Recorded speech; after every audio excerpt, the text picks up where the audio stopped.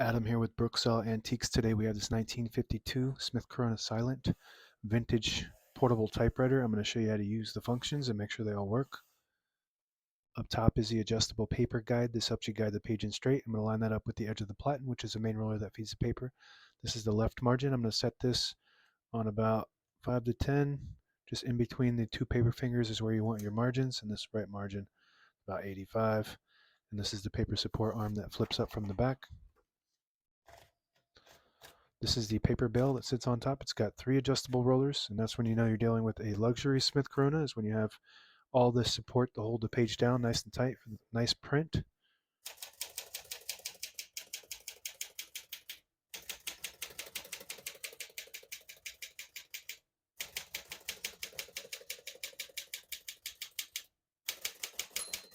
Once you hear the bell, you're at the end of the margin. Hit this line space, get you back to the beginning, and skips 1, 2, or 3. Right now we have it on single, but if you want double, you just flip that switch back. Skips 2, one more, it skips 3. We're going to keep that on single for now and finish typing. As you can see, all the keys type nice and none of them skip or stick. I'll type a sentence in red on the next line. A switch from black to red. There's a switch on the right side here. Flip that down to that red indicator. It prints the bottom portion of the ribbon. When you have it in the middle, it doesn't print any ink at all. It just leaves a stencil for copying purposes. When you have it up top, it prints the top portion of the ribbon, which is black. We're going to move that down for red.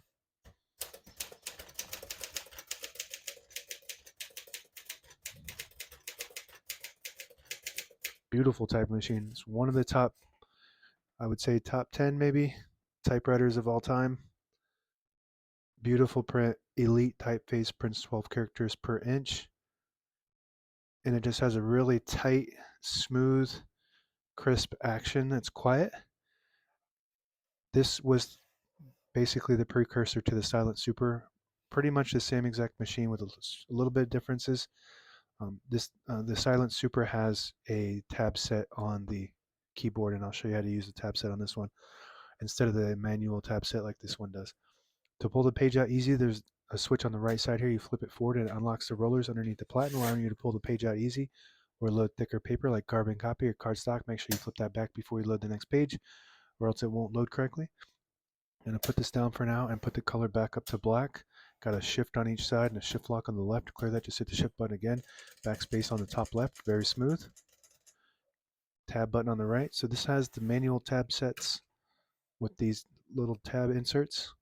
And you can just take these off and put them anywhere on this rack. And there's a scale on there. You just want to make sure they're in the right direction with the open side facing out, or else you can get away with using it the other way, but if you want to reset your margin rapidly, it'll get stuck on those if they're facing the wrong way.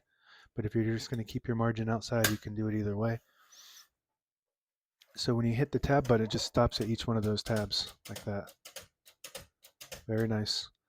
Below that is MR, stands for margin release. When you get to the end of the margin, there's a mechanism that blocks you from printing. Hit that MR button. It does allow you to go all the way to the end, or until you get stuck on that paper finger there. Backspace on the left side, very smooth. Open the hood, all the brand new ribbon is loaded on the left side, so it's pulling to the right. If you want to switch that direction, there's a switch above the backspace. You flip it up and it will pull counterclockwise to the left. You flip it down, pulls clockwise to the right. Touch control from low to high. The farther left you go, the more tension there is when you hit the keys. You do have to hit them harder for them to print, but they respond faster. The lower you go, the less tension. You don't have to hit the keys as hard. On the right side of the carriage is the carriage lock. This releases the carriage and locks it in the middle. To protect the escapement is a mechanism that allows the typewriter to move one space at a time when you type. And this is the carriage release. Very smooth. Left carriage release. It's got the nice metal carriage releases. This is a classic, very nice condition typewriter. If you pull out this lever, it disables the spacing when you turn the knob, so you can get to an exact spot on the page. You push it in, you get the clicks. Each one of those clicks is one space. And same concept with this lever on the inside. You push that down, it disables the spacing. You push it up, you get the clicks. And on the inside of the left platen is the page gauge. And you want to set right there. No, it's below the 11, right there. When you load the page, and as you're feeding it through, it'll start to warn you when you're getting close to the bottom of the page. There's 2 inches left, 1.5, 1 inch, and that's the end. And that's it. Now available on eBay or Etsy. Search Brooksaw Antiques.